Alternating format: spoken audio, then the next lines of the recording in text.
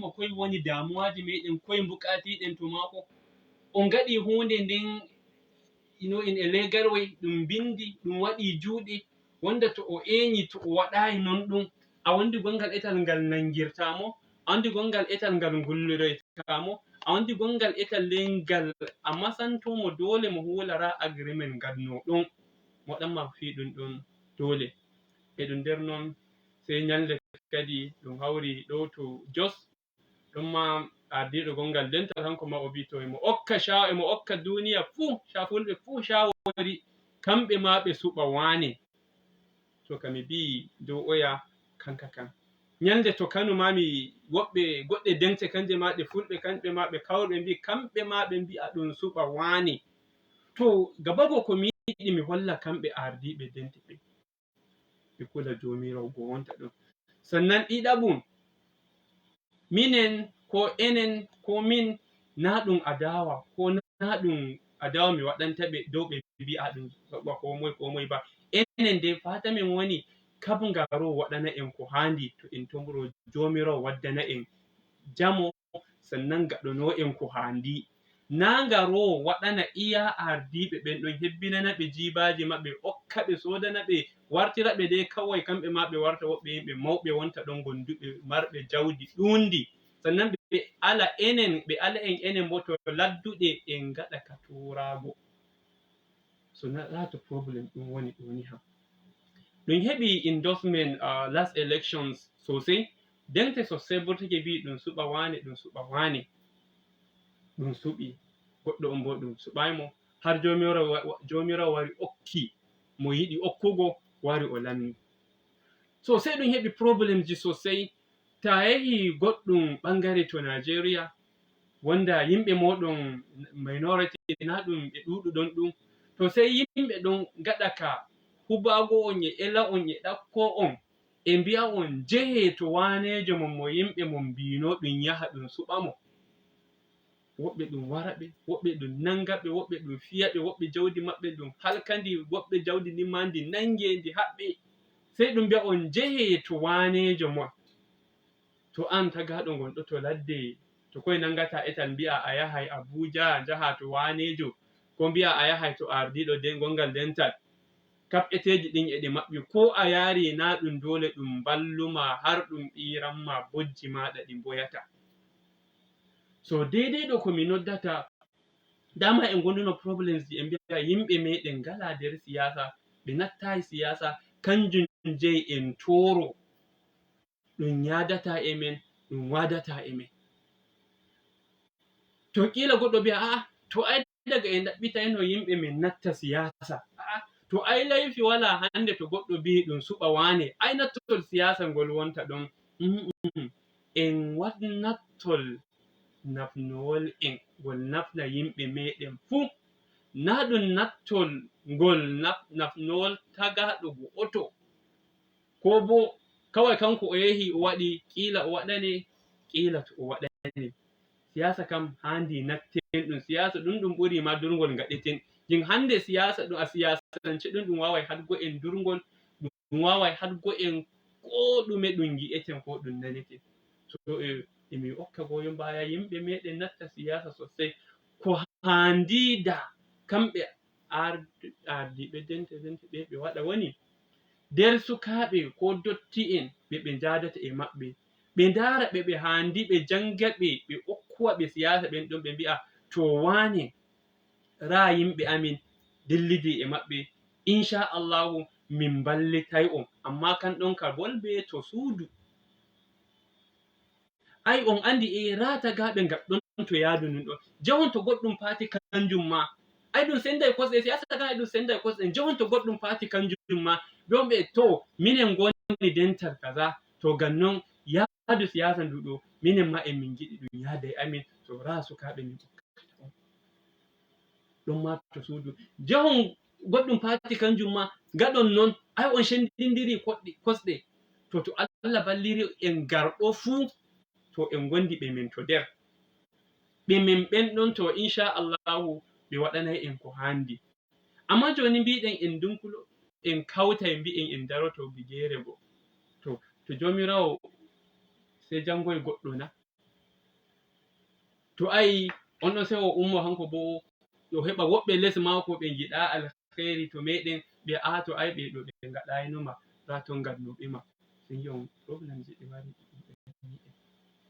so hala an ka karshe ɗo ni mi woni shawari mi hokkata shugabanni en min ɗo woni ɓe siyasa ɓe musamman ɓe joɗorle mauɗe mauɗe ɓe fuu maɓɓe ko ngala dental ɗaɓɓita ɓe to ɗum janga neɗɗo goto ba ɗum ɗaɓɓita ko moye ɗum yaha ɗum joddo e muɗum to on jahi mbi on wane an ɗaɓɓititta joɗorgal kaza a andi vote ɗum fulɓe amin burtinta to leydi bo o anda sai keɓon goɗɗum qiyasi ɗum vote giten to leydi gabago ɗum fulɓe meɗen gonɓe nder ladduɗe ma en alu gonɓe to gariɗen gonɓe nder ladduɗe vote number of vote ɗum ɓe wawata wadgo producing ɓe to fulɓe amin e ɗon to ladde wonda hande to ɓe shuɓai wane min burtinai vote ko hewtata kaza ɗan siyasajo ta yahanimo kolluɗamo ra ɗuɗorgal mon to ta joɗino to leydi ma mo bima war joɗa dow joɗorgal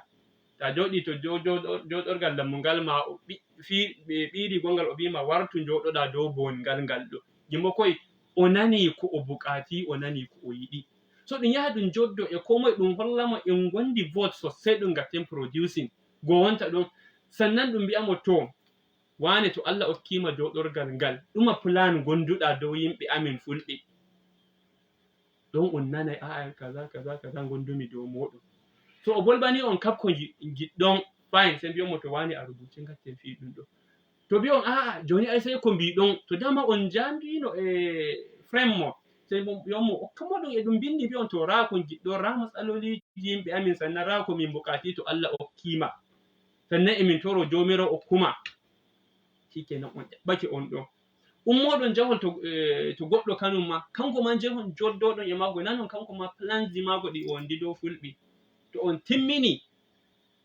so dama ɗum siyasa kam ko moye andi siyasa no dillirta ɗum sendindirai poɓɓe sai kawron yimɓe moɗon kamɓe ma sai gaɗanon ɓe bayani go wonta ɗon ɗiɗaɓum komi noddata sawra al'umma bono irin an e sawra al'umma woni hande huɗugo shugabanni en min ko arɗuɓe men na ɗum kanjum woni mafita to meɗen hande shugabajo to o bi ɗum suɓa wane ko o bi kaza na ko garten en kuɗamo to Facebook ko en kuɗamo to gidan suudu radio ko en kuɗamo to gure ko en kuɗamo to luɓe ko en kuɗamo to durgol na ɗum kanjum woni mafita hande shugabajo to waɗi kuskure to en giya kanum waɗi kuskure ko waɗi goɗɗum wala daidai keɓe goɗɗum strong delegation kawton ko'e yimɓe ɗuɗɓe ɗum ko bo ɗum heɓa yimɓe ceɗɗan ɓe wakilto on jehon toon tagaɗo on ɗo nder fukkitinol hoore e hakkillo mbi'onmo Allah sabbinane wane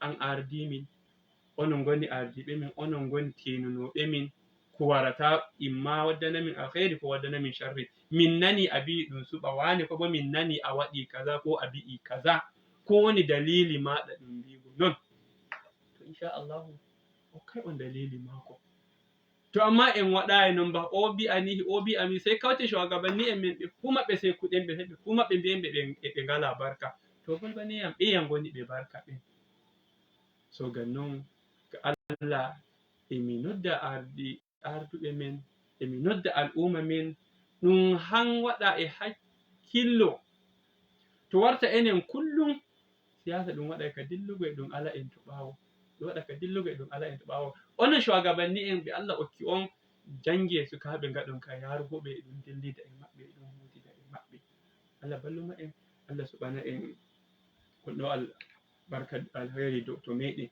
sannan to ɗum ali leydi ɗum waroyi state kanjum ma emi okka yimɓe meɗen shawari ɗum ma ɗum ɗaɓɓito ɓe siyasa fa na ɗum to en joɗa way en keɗi ma kamɓe ɓe ngari to meɗen ba umme jehe to maɓɓe sannan bo giton ko jadoton sannan bo shiryoɗon ko jaton mbi'onɓe na on jahay kawai o bolba ko yiɗi shirye koye jaton mbi'onɓe so ɗum ɗaɓɓita ɓe tagaɓe ɓe siyasa ɓe ɗum ɗaɓɓita ɓe ko ɗuma fati ɗum yaha ɗum ɗaɓɓito joɗorgal daga mangal har zuwa ngal ƙarshe en ɗaɓɓitiɓɓe jehen joddoɗen e maɓɓe ko ndeye anguware ko ɗuma goɗɗum tuwai ɗan shahuɓe daidai gurgudo ɗan anduɓe harka siyasa e anduɓe duniyaru no hushiti e no dillirta, to ɗum yaha ɗum ɗaɓɓito tagaɓe ɓen ɗo ɗum joddo e maɓɓe ɗum nana kowoni ko ɗuma plan ɓe wondi dow fulɓe, to ɓe ngalanama ɗum okkaɓe bo ɗum okkaɓe ɗum e ɗum bindi bo ɗum heɓa goɗɗo mo ɗum takkata ɗon ɗum wonda ko jango to jomirawo okki on ɗo to ɗum tokkirai kosɗe mako ɗum heɓa ko handi ɗum heɓa. Allah balluma en. So joni noddolji fuɗɗi nattugo kafin mi janga ɓe walana namba ha mi ɓeyda okkugo namba ɗum inchallahu nodduɗo fuu to nangaymi. Namba ɗum dai woni bano no anduɗen 070 32 35 3315 ha noddai ɗum fuɗɗam.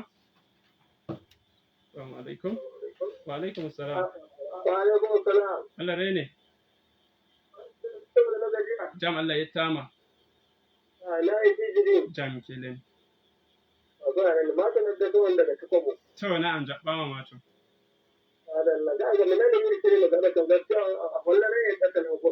To na'am. Amin min getti sosai. Allah balluma en. To Allah balluma en. To min getti sosai insha Allah. Dauri ma yau take. To modibbo Allah inda baraji kadi bo du'a ngaɗaɗa min jomirawo jaɓa kara noddai ɗum mo yeso. Assalamu alaikum. Wa alaikum assalam wa rahmatullah. Amin. Mamin bollata. To na'am modibbo Abdullahi jaɓɓama. Alhamdulillah wato bilani jirgin da tafi da dan tattara. Na'am. Wato imani da sai masa lalle. Na'am. To noddol mako taƴira noddowol mo yeso kadi. Assalamu alaikum. To noddolji ɗin ɗi fuɗi taƴi. To ra noddol mo yeso. Assalamu alaikum. Jam Allah rene mo min bollata daga toy. To jaɓɓama moy. Na'am. Moy min bollata ne inde maɗa? Ok Usman, na'am min nanma.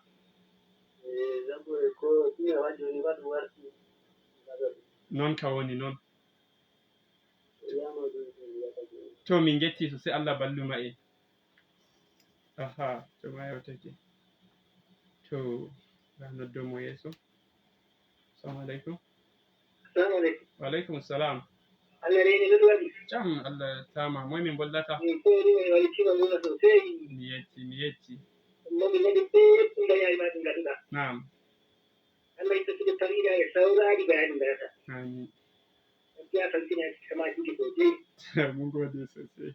Allah ya yarda da inda an Adam sada ka mai. To Adamu mi nani bellon hala maɗa Allah din da baraji. Masha Allah wallahi. Amin. Ɗauri.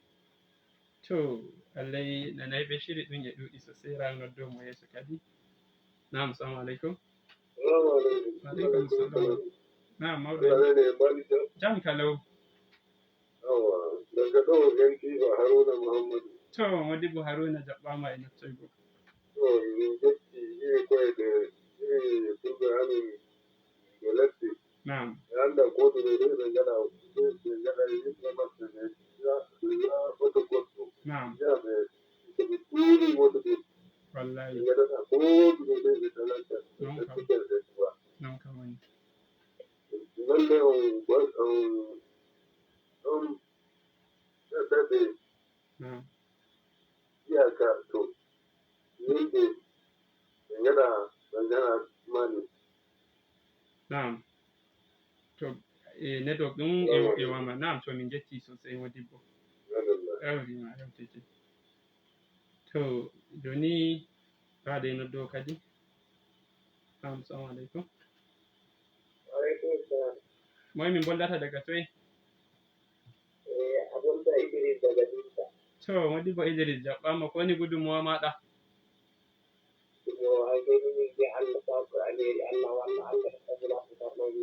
Amin. gaɗata on bayina ko e buɗe Allah sago ya alheri Allah Allah yara yeso Allah annabijo sallallahu alaihi wasallam. Amin amin amin amin. Allah jabu. Yawa. Allah Allah Amin amin amin. To wadi bo Allah binda baraji e du'aji ɗe. To fawo ɓawo radio ni fo radio maɗa. To kuso noddayɗo fuu sey a woso haade radio muɗum. Assalamu alaikum.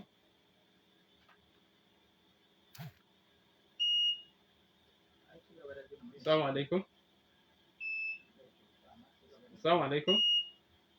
To min nanta dai ko mbita. Assalamu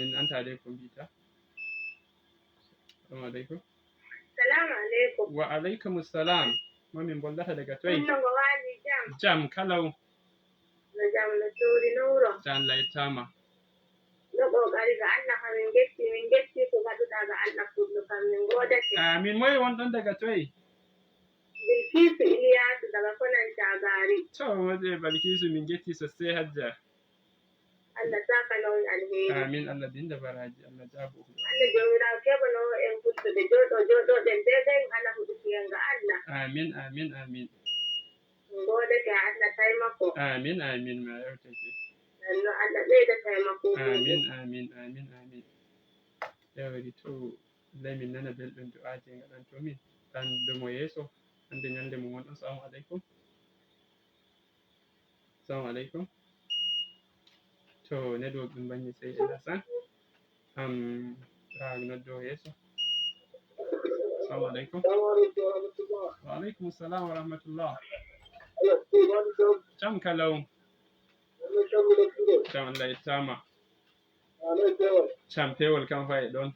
Nange ma e nana pewol ngol.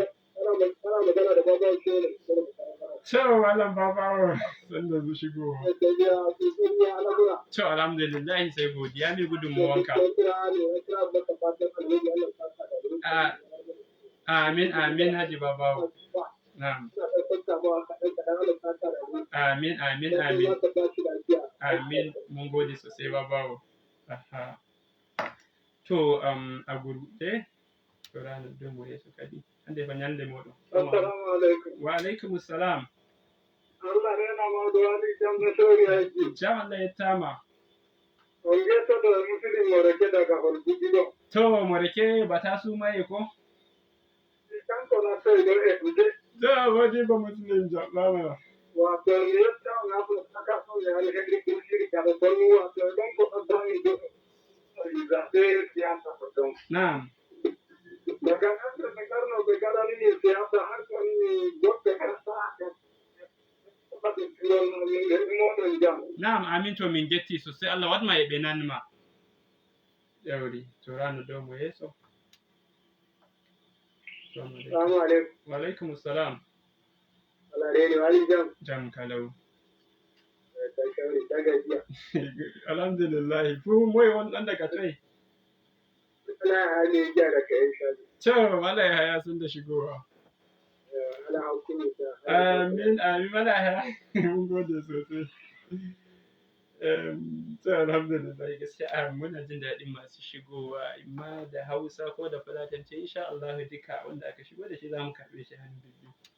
Assalamu alaikum. Assalamu alaikum. Na'am. Wa alaikum assalam wa min goldata. To jaɓɓama yimɓe basa. Jam ɓeydu dande maɗa eftu dande. To min ɗo haala ka siyasa ba. Da meɗen ɓe jannata a yi an har yaro goɗɗum gaski gonɗo siyasa ɗin. To inchallahu ɗum heɓay jannguɓe to nder fuu ɗum wartayi goo. To ɓe nadde kam fa'i na gara neɗɗo ɓe janga saboda keɓanen ci gaba ɗum yiɗi ɗo yeeso. Na'am na'am. Mi yiɗi fulɓe meɗen ummo janga ɗum Allah eɓe nana a yandi andi. Inchallah ɓe ngimama woɓɓe. Na yawtike. Amin min getti sosai. To inchallahu ladduɗe nder ladde commune ma to min bolbata ɗo e mawɓe ɓe annduɗon ko ɓe nanɗon pullo kam fuu daga ladde Iboyi kadi bo gonde jangirde nden e tarbiya ɗum daga ladde ɗum heɓta ɗum har ɗum natta garire. Assalamu aleykum. Wa aleykum salam. Allah rene moye mi boldata. Allah rene wullo. Deka waɗi. Ɗan kuɗo. Jam Allah ettama. Yawwa. O yarugo fata da take. Na'am, to jaɓɓama ko woni gudunmowa ma? Gudunmowa nde na yimɓe so daidai ma ranar fata alheri ko. Amin min getti sosai modibbo. Yawwa. Amin ma take. To sai noddowo mo karshe kanjo mo daɓɓe karshe kanko mi jangata joni. Assalamu aleykum. Na'am. Wa aleykum assalam. Mo min bollata? Jam kalau. Jam kelen ɗum moyi? To Maryam jaɓɓama e nattore ko woni gudunmowa maɗa? To min getti sosai Maryam. To alhamdulillahi noddol Maryam to ra noddol ngol karshe de inchallah. Assalamu aleykum. Wa aleykum assalam. Ɗum moy min bollata? Assalamu aleykum. Na'am, min nanma bolbu. No, don't worry, just go ahead. Bolbu Hausare nde muna jinki da Hausan. To lafiya alhamdulillah, me gudunmuwarki? Kawai na kira muku fatan alkhairi. To godiya muke, mun gode sosai. To alhamdulillah ko mi yiɗi mi ɓeyda holi tango en karshe kanjum woni halan majabbo kanko e katihoye zaɓe, ko in ce abinda zan ƙara tunatar da mu shine maganan karɓan katunan zaɓe, wanda kullum abinda muke faɗa shine kar kowa ya zauna yana jira sai an kawo katunan zaɓe polling unit ko sai an kawo mashi gida, ba haka INEC ta tsara ba. Da farko a can Secretariat Junction wannan office nasu ake karɓa, amma yanzu sun ɗan ƙara sauƙaƙa al'amuran, wanda za a je kaman munan Narbutabi za a je collection center wanda yake can government college, can ne collection center mu za a je a karɓo. To don Allah a yi ƙoƙari a je a karɓo, in kuma ba a je aka samu a can ba sai a koma can INEC office da ke Secretariat Junction. Allah Ubangiji ya taimake mu, Allah ya rama en su ɓolngol no shiri min waro e ƙarshe haala an ka ƙarshe woni en getta kanko Hajiya Sumayya ardiɗo ndu suudu ndu fulɓe gaddanoɓe en shiri ɗum ɗo. Allah balluma en, balen jam.